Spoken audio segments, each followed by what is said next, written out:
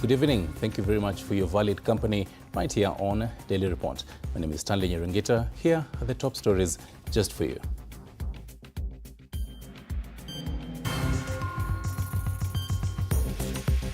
Tonight, President William Ruto says he is still the king of the mountain, a day after Gachagua and Uhuru called for unity of the region. Also tonight, government launches Usalama cover for police officers to reduce delays. Plus, 16 Kenyans are missing or dead in the ongoing Russian-Ukraine war. And Nyeri is the only county in Kenya that has achieved the global target of reducing maternal mortalities, reporting 67 cases out of 100,000. Welcome to the broadcast. Later on in the bulletin, we'll be discussing matters climate resilient cities with the ambassador of Azerbaijan to Kenya, that is Sultan Hajiev. Stick around for that. But first, Kenya could soon review taxes on fuel as the government moves to shield consumers from the impact of the ongoing Middle East conflict. Treasury Cabinet Secretary John Mbadi now says the state is considering adjustments to value-added tax on petroleum products to stabilize pump prices amid global uncertainty. Sheila Chelangat with our top story tonight. Despite fears of a spike in fuel prices, the government insists there will be no immediate increase, with current supplies expected to sustain the country in the coming weeks. Imports for May and June are likely to reflect higher global prices, posing a significant risk of further increases in domestic pump prices with attendant inflationary and fiscal pressures. Treasury says as of end of March, Kenya had 16 days of petrol, 19 days of diesel and about 49 days of jet fuel and kerosene. So our suppliers, especially the ones we have G2G arrangements with are actually loading in other areas that are not affected like Europe and India. Additional shipments scheduled between March and April are expected to boost reserves and stabilize supply. Those ships that already are on their route, on their way to Kenya en route, they have colored them green. But those which are still loading are red. So that is how they are monitoring the possibility of regular supply to our country.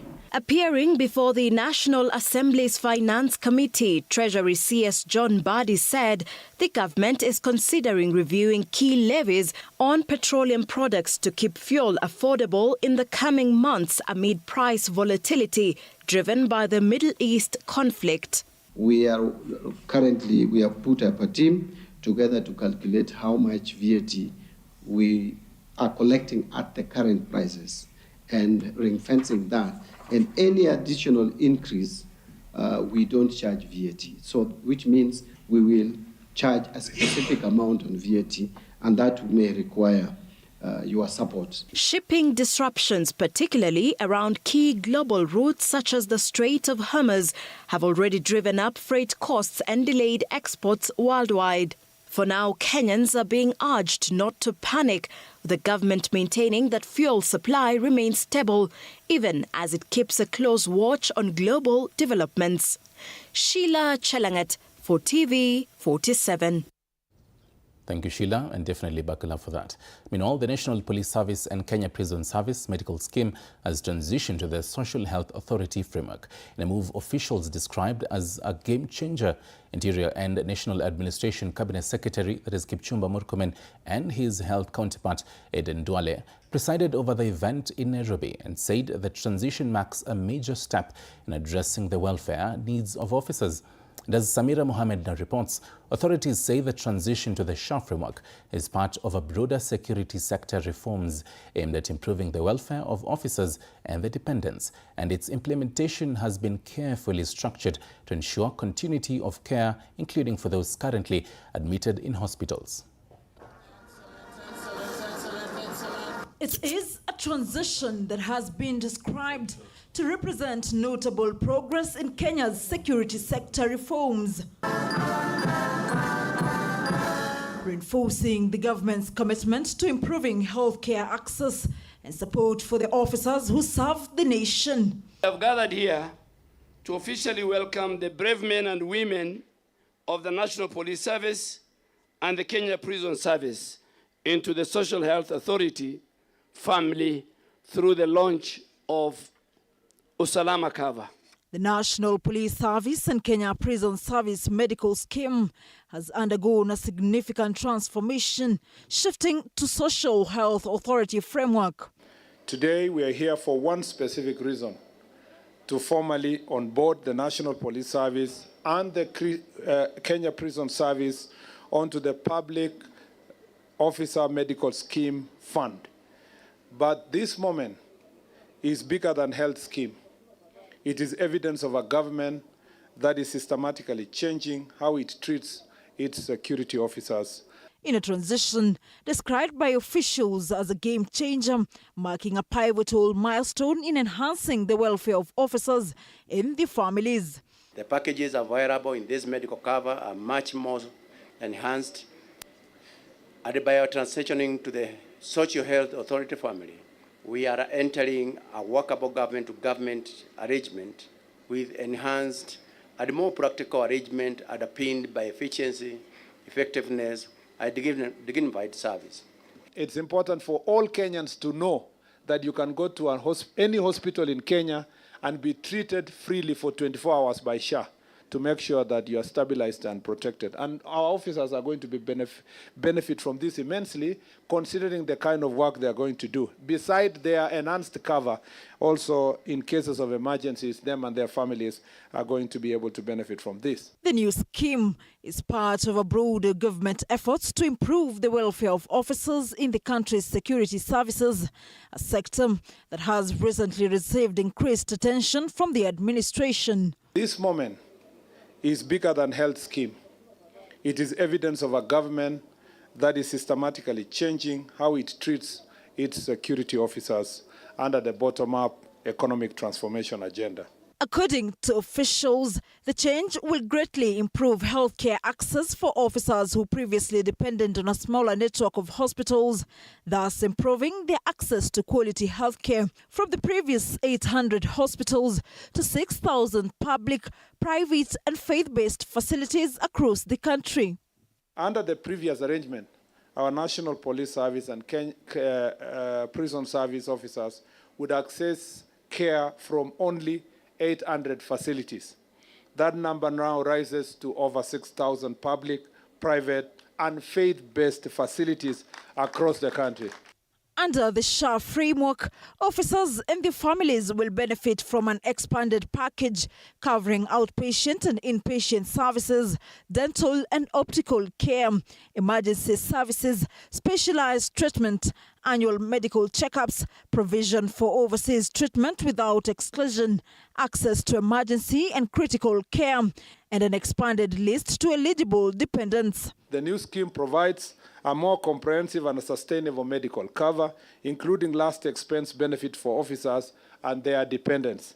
Under the SHA framework, officers and their families will benefit from an expanded and comprehensive package covering outpatient and inpatient services, dental and optical care, emergency services, specialized treatment, and annual medical checkups. As this framework takes effect, it is expected to significantly uplift the quality of life and welfare of security officers, marking a new era in institutional healthcare provision within Kenya's security services. Samira Mohammed for TV47, Nairobi. And still on matters health frameworks, the United Nations Population Fund and Britain Foundation have launched the Lea Salama Maternal and Newborn Health Project to enhance care for mothers and newborns amid the growing maternal-related deaths. In the country, the Lea Salama program seeks to support over 10,000 mothers across Kenya by providing access to quality maternal and newborn health care. Our health reporter Elizabeth Atieno with the details. Every day, 15 women and 92 newborns in Kenya die during delivery, and over 80% of these deaths are reported in health facilities in what is termed as the third delay. And although the maternal mortality rates have dropped from 590 per 100,000 live births in 1998 to the current 355 per 100,000 live births, experts maintain that more needs to be done. Eventually, when women come to deliver, we are still having about 5,000 maternal deaths every year. The counties also that have very high maternal mortality rate have very low uptake of family planning.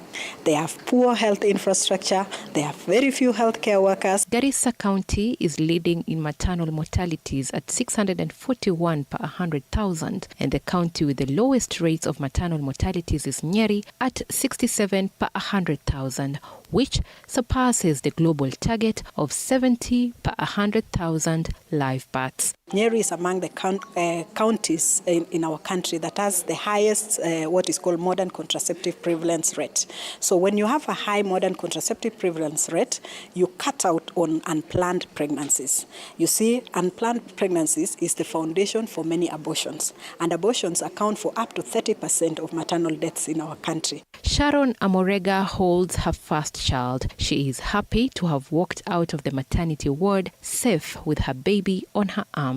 She says this was made possible through antenatal care she received from the 7th week of pregnancy. Nimetembea na daktari wangu hadi wakati nilifika miezi 7 nikiwa mjamzito, akagundua nina HB chini sana, so nikakuwa admitted, nikapewa damu, ika boost my HB up to 11, then nikapata mtoto after like a week.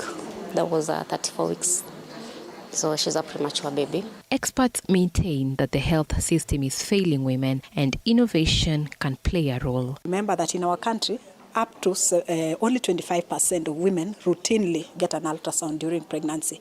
And yet an ultrasound in pregnancy can detect certain complications that really, make the process of giving birth and the outcomes complicated. So we want to bring ultrasounds and make them available in the hands of midwives. The Lea Salama project seeks to improve access to quality maternal and newborn health services, improve use of routine data for decision-making, provide a scalable model that can inform broader maternal and newborn health investments in Kenya, and enhance accountability for maternal and perinatal outcomes. Elizabeth Atieno, TV47, Nairobi. Thank you, Liz Atieno. Now listen to this. New details are emerging on the plight of Kenyans caught up in the Russia-Ukraine war, with alarming figures revealing missing persons, hospitalizations and ongoing frontline deployment. The government is now raising concern over trafficking networks exploiting vulnerable youth into the conflict. Faith Wangare has more. The issue that we speak to is extremely important, and it has been a matter that has attracted a lot of national concern. Figures from Prime Cabinet Secretary Musalia Mudavadi paint a grim picture of Kenyans caught up in the Russia-Ukraine conflict. 16 Kenyans remain unaccounted for, with fears they could be alive, dead or captured. 38 others are currently admitted in hospitals in Russia under restricted access, while 165 are still actively deployed on the front lines. At the same time, at least 47 Kenyans have been rescued and safely repatriated back at home. The ones involved in the wrong activities are 252. But in total, there are about 1,000 Kenyans in Russia. Investigations now reveal a deeper, more troubling layer of the crisis. Recruiters are exploiting global human trafficking networks to lure unsuspecting Kenyans with promises of lucrative jobs abroad, leaving families in great grief. Walituambia ndio apewe hiyo scholarship ni lazima aserve kwa military kwa contract ya between miezi 6 mwaka moja. I hope and pray that you listen to our cry. It is very, very unfortunate when you see mothers, sisters, brothers, and fathers crying every day because of their children. These operations are reportedly linked to international trafficking corridors, including the notorious Golden Triangle and border regions spanning around areas long associated with illegal cross-border movement. This is a military zone. Drones are flying, bombs are flying. And the country is vast. 17,000 square kilometers, and even this terrain where they're fighting is perhaps an area bigger than Kenya or something. So you how you will find these Kenyans and where they are, it's a very difficult process. As the government steps up diplomatic efforts to hold further recruitment and secure the return of the affected citizens, concern continue to grow over the vulnerability of Kenyan youth to such transnational exploitation. Going forward, the correct thing for the government to do, other than empathize, will actually be to enforce the law and have these individuals prosecuted because they are engaging in an illegal and criminal activity. Faith Wangari, TV47.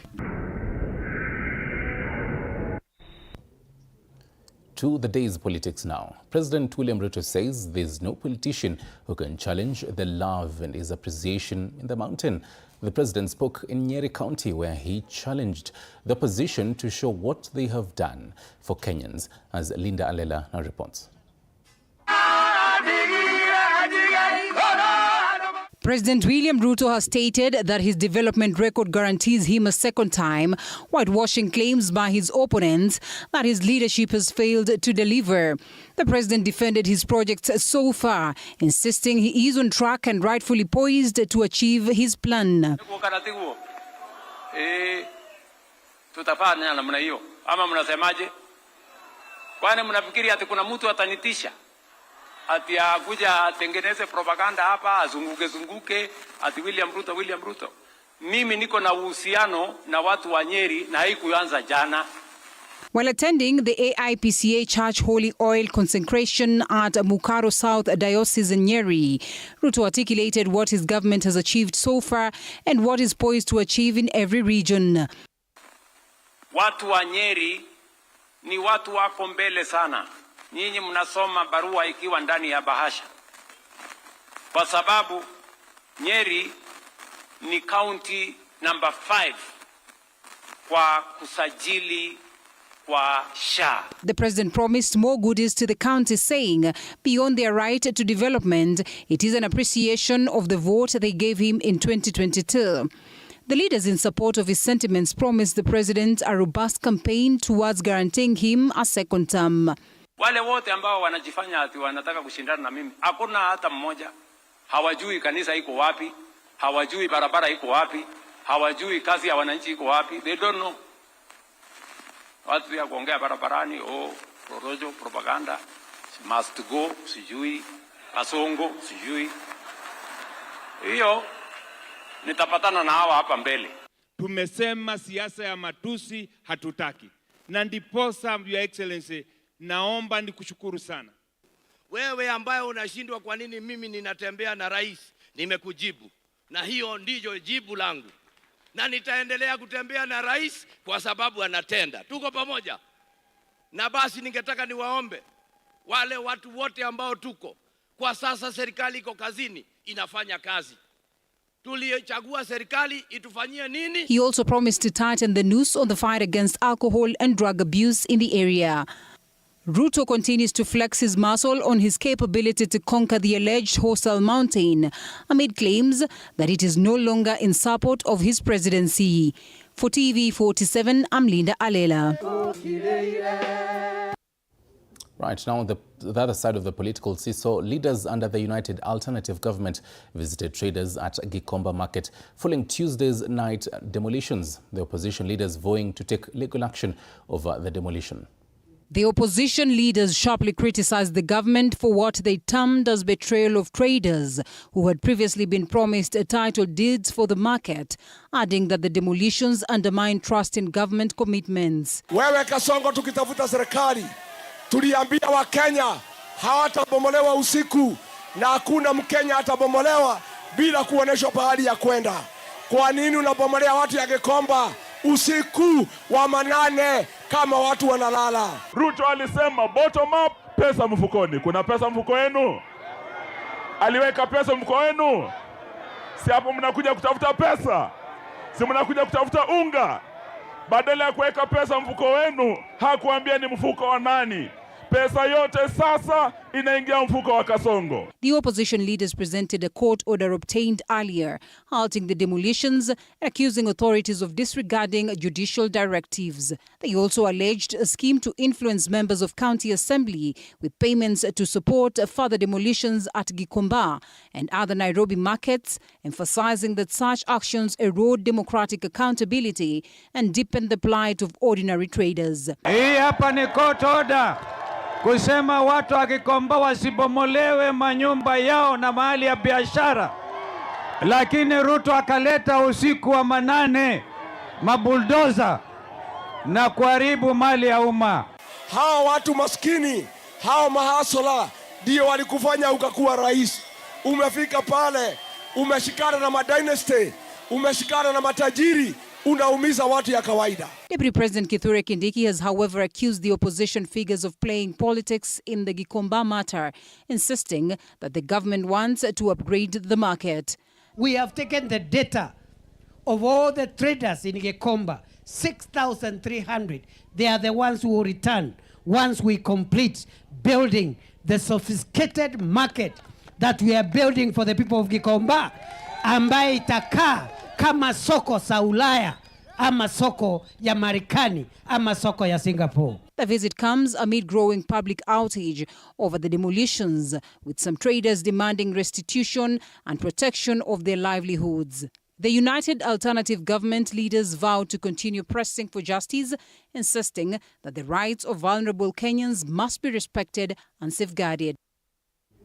And speaking of evictions, Nairobi Governor Johnson Sakaja has defended the ongoing relocation of residents living along the riverbanks, stating that the multi-agency exercise is aimed at preventing loss of life during the flooding. Now, Sakaja noted that both the national and county governments are collaborating to ensure displaced families are resettled safely and humanely. He further reaffirmed the government's commitment to constructing a modern Gikomba market and restoring the Nairobi River to improve environmental conditions. The governor also urged political leaders to refrain from inciting residents, warning that misinformation could jeopardize public safety and delay critical interventions. We're also going to Ngong River. All our rivers will have to be sorted. Remember, the heritage of this city and Karen, Nairobi, is about rivers. This is a land of cool waters, but those rivers cannot be the ones to kill us. You know, we must enjoy those rivers that are part of the heritage of our city. So hiyo kazi lazima itaendelea. Mimi naomba wananchi mtu support kwa kazi hiyo. Msije tena kutetea, na nimeona wanasiasa wanaanza kupiga kelele. Kule chini Gikomba tulishaongea na wananchi, walikubali. Sasa hizi ukienda hapo wanajihamisha, but unapata mwanasiasa mwenye amepoteza akili anawaambia wasitoke. Hapo Grogon pali watu walikufa ndani ya magari. Juu ya siasa unaambiwa usitoke. Hiyo ni kupotezwa. Hiyo ni kupotezwa kabisa na kupotoshwa. So as we are not going to look at that issue of politics, we are going to do what is the right thing, which has always been needed to be done. Now, tonight, the united opposition's push to face President William Ruto as a united front before fruits on Wednesday, after former President Uhuru Kenyatta and former Deputy President Rigathi Gachagua buried the hatchet, setting the stage for grand opposition movement, akin to the 2002 National Rainbow Coalition that defeated former President Daniel Moi in the 2002 general election.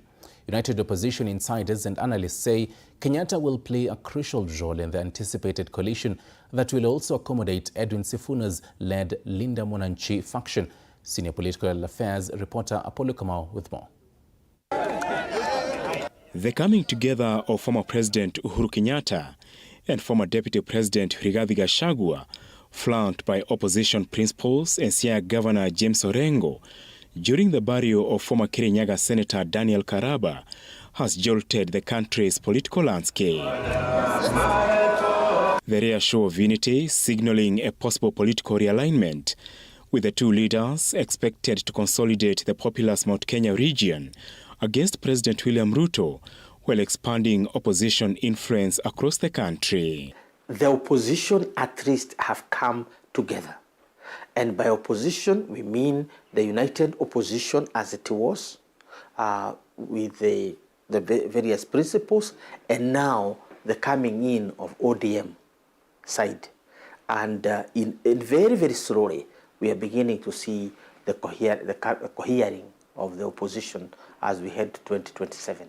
And I think that should be, should send some writings on the wall for President William Ruto as far as his future is concerned. Analysts now point to the formation of a mega coalition, one that could mirror the historic National Rainbow Coalition that swept Daniel Arap Moi from power in 2002. By next year, come March, April, the picture is going to become clear. But the art, the drawing is already very clear. You can see the shadow of how these things are forming. And I can see that we are in the 2002 moment. Kenyatta, who sat close to Gachagua and shared light moments, appeared to echo the listening to the ground, Gachagua's DCP party slogan. Kenyatta cautioning the Mount Kenya region and the church against repeating what he termed as the mistakes of the 2022 elections that cost his preferred candidate, Raila Odinga, the presidency.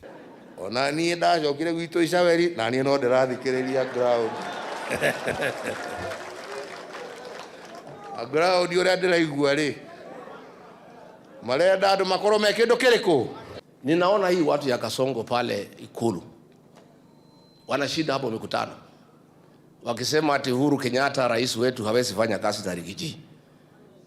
Mulijua namna gani? How do you know? Insiders reveal that a committee has already been formed to explore potential pitfalls and pathways to forging a united opposition front against President Ruto. We have learned our lesson, good lesson, from 2002, that as an opposition, we can unite behind one movement. NAC was not a party. NAC was a movement. Political insiders further argue that a broad-based opposition coalition could generate national euphoria, potentially complicating any attempts to influence the outcome of next year's poll. Apul Kamau, TV47. Many thanks, Apollo. Now, a political storm is brewing within the Orange Democratic Movement, ODM, one that could redefine the country's opposition landscape. What began as internal dissent is now morphing into a possible full-blown split, with the Linda Mwananchi faction signaling what appears to be a calculated exit strategy amid reports of plans to register a new political party. Mike Kagungo reports on a possible breakaway plot in one of the country's largest political party. The battle for the soul of the former Premier Raila Odinga's ODM party is no longer subtle. It is loud. It is public, and it is escalating. A faction branding itself as Linda Mwananchi, and which believes it carries the spirit of Raila Amolo Odinga, now steadily carving out a path away from the party's traditional leadership, presenting itself as the true voice of the grassroots. Tutalinda Mwananchi. But beneath the rhetoric, a deeper political script appears to be unfolding. We have structures, we are solid. So for me, I think when you look into what is going on in terms of the indiscipline of our SG, right? We already took decisions as a NEC, and we took a long time to make those decisions. You know, we gave him a lot of time to toe the rope, which he didn't. And as you can see, it's because we probably were moving. You know, when you're a member of a party, you move in the direction of the party. ODM's mainstream leadership pushing back, insisting the party remains solid and united, dismissing the faction's posture as mere internal turbulence. So ODM is following its institutions. There is, and by the way, as young people, you must also respect those institutions, you know, because ODM has got the party organ called the Central Committee, which makes day-to-day decisions that you cannot be able to consult all members of ODM. We do things within the structures, and we respect our structures. Right now, ODM is in a very good position. We have a party leader that's ratified. We have a deputy, we have a chair that is ratified. Yet on the ground, a different reality is taking shape. Watu wafanye uchaguzi kuanzia mashinani. Mimi Sifuna nilienda pale Westlands mahali napiga kura, nikachaguliwa kama delegate wa ODM. Machairman wetu wako hapa wamefanya uchaguzi pale kwa ground. Ile swali wananchi wanauliza, wale delegates na wanachama ODM wanauliza, kama tunaweza fanya uchaguzi hapa chini, nyinyi wale pale juu mnaogopa nini? Even me, I'm asking for a new election.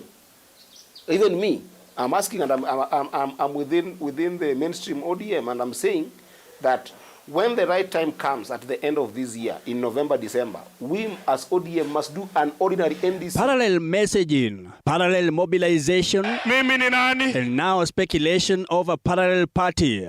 Sources indicate the Linda Mwananchi faction could already be exploring the registration of a new political outfit.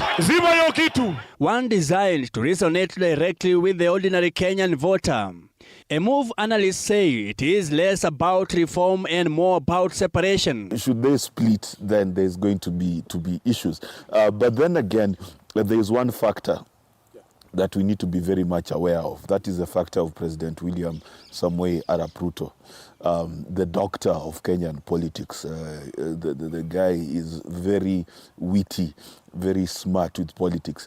And will he be able to do with Nyanza and the ODM electorate the same way he did with Mount Kenya? ODM is going to split into 3 main parties or groups.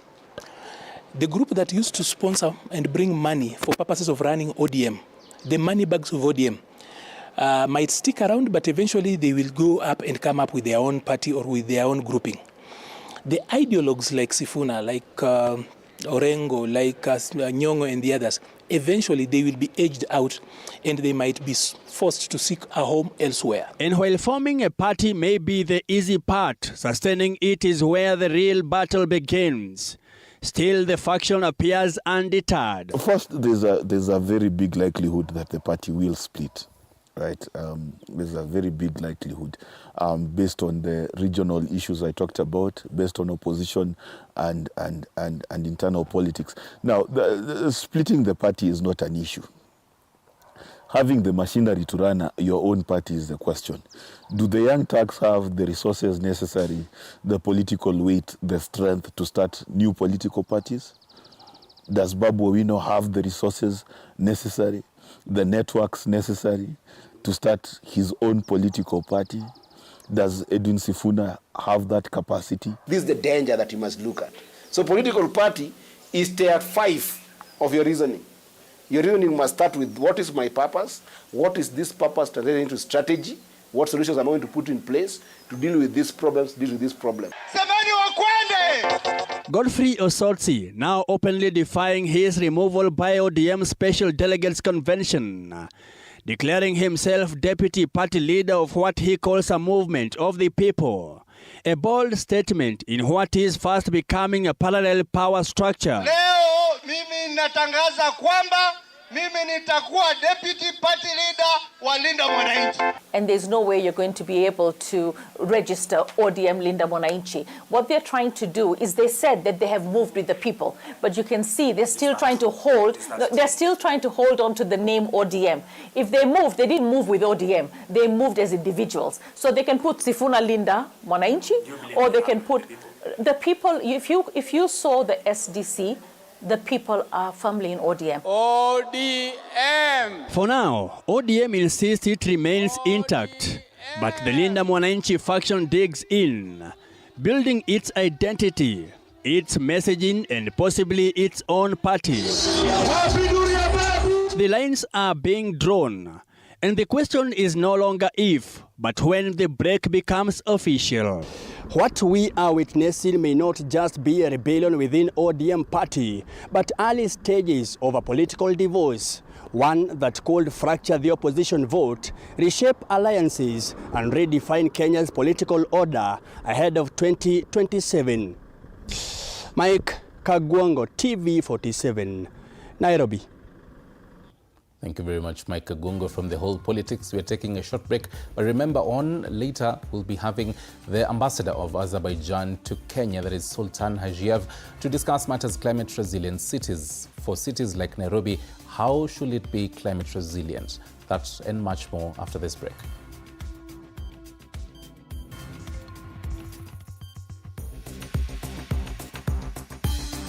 Coming up after the break. With global conversations around the recent mission to travel Around the Moon and Back by NASA, we highlight how Eugene Awimbo in Rongai is providing an opportunity to students, adults to learn about the space after the break.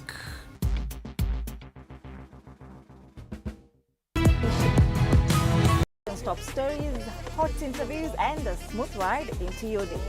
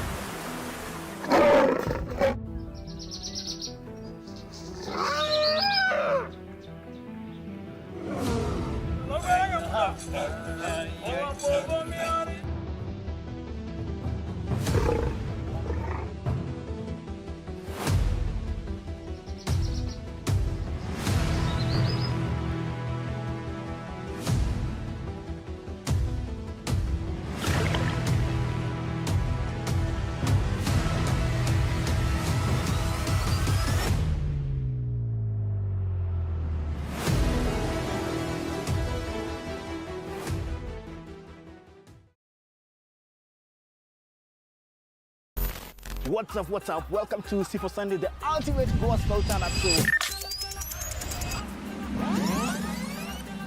We kick off from 7 to 8 a.m. with powerful preaching that will star your faith. The Bible says, arise, shine. It is not arise and shine, no. From 8 to 9 a.m., we get to enjoy a segment that we all get to love, My Testimony. He said you had a girl talking inside the door, like, hey! And from 11 on the a.m., we got you covered. We bring you My name is Diana Rose Nyaringita, and I'm here to welcome you to C4 Sunday Show. C4 Zitande. Peace. What are sports all about? Winning? Fighting? Scoring? We say they're about never giving up. The most exciting sports stories about people, their passions, and their drive. Sports Life. In the heart of Africa, a new battle is being waged. Not with weapons, but with ideas, determination, and unwavering ambition. In business, we do a 5-year strategy, and in that, scaling is there. Sometimes we scale for the sake of scaling. Okay? This is Founders Battlefield, where today's founders bear their scars.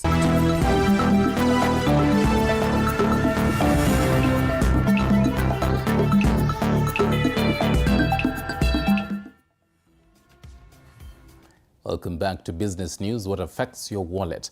Agriculture Cabinet Secretary Mutahi Kagwe has unveiled a landmark report showing Kenya's tea industry and a record of 218.79 billion shillings in 2025, driven by aggressive global expansion and transformative sector reforms.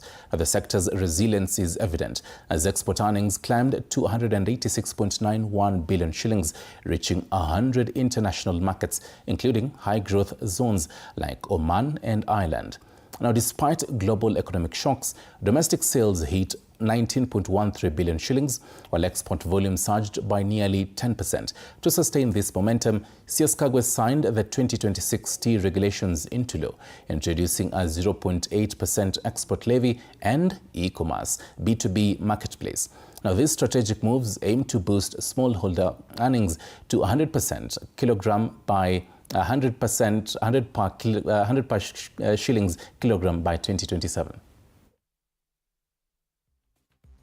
We want them to come up because they drop the entire quality of the country when they are very low. Number 3 is scientific analysis of tea. We are establishing a state-of-the-art laboratory in Mombasa that is aimed at validating the quality of made tea through scientific analysis. The lab will also perform microbiological analysis and analysis of heavy metal contaminants, pesticide residues, and emerging contaminants to ensure conformity with market requirements. And the Capital Markets Authority has reported improved corporate governance standards among issuers. The overall governance score rose to 79% in the 2024-2025 financial year from 74% the previous year. Hibakside reports. Capital Markets Authority assessed 53 issuers, including firms listed on the Nairobi Securities Exchange and corporate bond issuers under the Mandatory Corporate Governance Code. The authority says that 5% improvement reflects sustained efforts to strengthen transparency, accountability, and investor confidence. Board operations and control recorded the highest growth, rising 9%, following compliance with new board composition requirements. Several sectors, including banking, energy, and insurance, achieved leadership ratings, while agriculture lagged with a fair rating. The report also flagged emerging risks such as cybersecurity governance and artificial intelligence oversight. CMA is now advancing ESG integration through a proposed ESG code and the rollout of AI-powered tools to enhance monitoring and compliance. Hibakside for TV47. And CSC Insurance Group PLC has reported a 12% rise in insurance revenue to 29.5 billion shillings for the year ended December 2025, with assets under management growing 28% to 195 billion Kenyan shillings. Now, total assets rose to 73.7 billion shillings. Profit before tax fell to 1.25 billion shillings from 3.9 billion shillings in 2024. Largely due to the absence of a one-off investment gain and higher life insurance claims.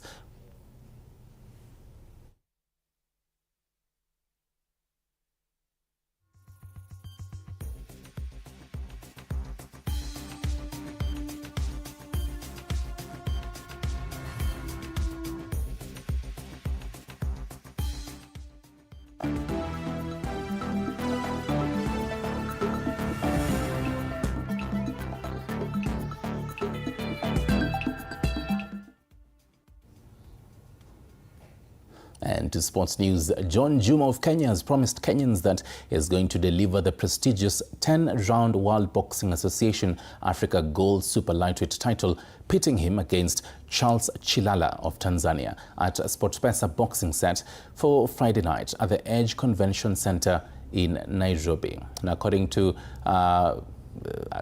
him, the 10-bout card is being promoted by Maurice Odera of UFS Boxing. Other title fights in the night will include Rael Asubwe versus Leila Yazidu of Tanzania, who will fight for the women's super featherweight title. Richard Okoth versus David Oluoch, battling for national welterweight title, and Michael Oduor versus Stanley Moholo, eyeing the national super welterweight title.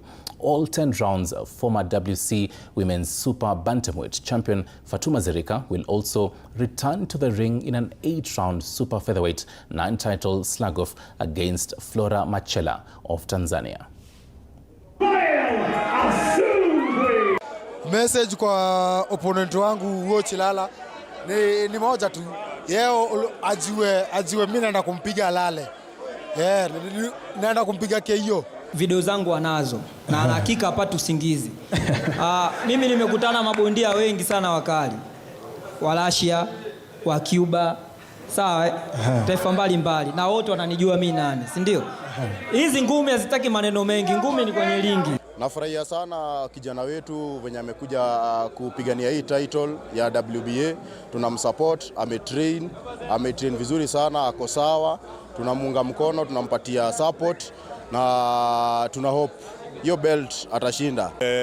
Bringing WBA title to Kenya is amazing. It's a first, and also a first to have 5 title fights happening on one night. That is something that we are very excited to set that trend, and we're also excited with the fighters who are very excited to fight tomorrow. All of them looking to be champions. So like we've been pushing it, it's one night, 5 titles and 5 champions. They can't come in if we are not working properly well.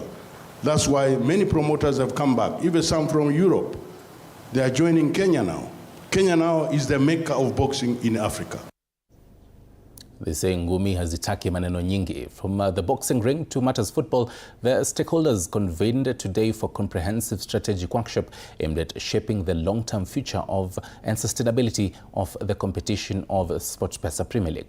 The meeting brought together key figures from across the football ecosystem.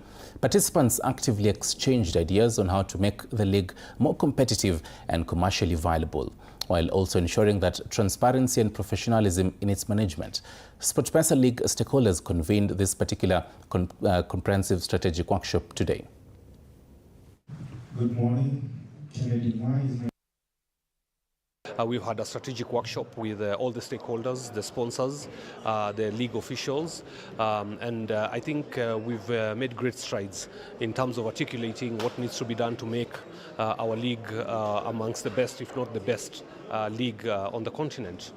And I think the deliberations we had today will enable us have a clear roadmap and a clear pathway to making the SportsPesa League the #1 league in Africa. It is possible. I know there are a lot of naysayers who keep criticizing us and saying, you know, why don't you try and have a different sort of benchmark or ambition. And I'm here to tell all the fans and to tell all the stakeholders and all the sponsors that we are going to create good value. We are going to create and develop a league that all Kenyans will be very proud of. From my perspective, it was fantastic to see so many stakeholders in the room, important stakeholders from every club in the league, broadcast partners, Azam and KBC, alongside obviously ourselves as the title partner. I think that fantastic to see representatives from CAF and also from the police with regards to event organisation, event management, safety and security. And still on some matters of football action, Tusker FC have held their last training ahead of their trip to the Police Sacco Stadium, where they're set to face defending champions Kenya Police FC in the SportsPesa League fixture. Now, the two teams are looking up to climb the ladder in the league table, with the Law Enforcers currently sitting 5th with 40 points, coming off a strong run of 3 wins in their last 5 games. However, the Brewers are breathing down their necks in the 9th place, just 3 points behind them, and will be hunting for revenge after losing 2-1 to Police back in November.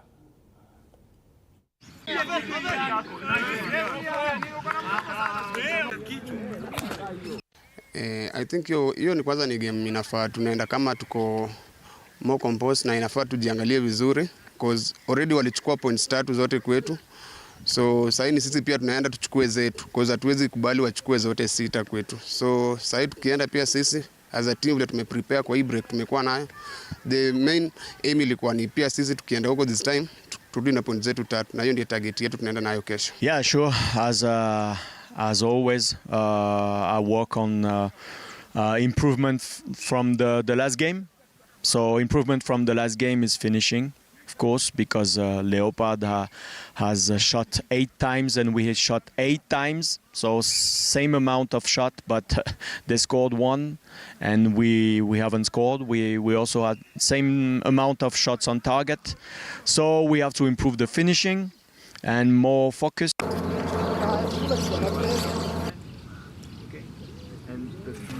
Quicker.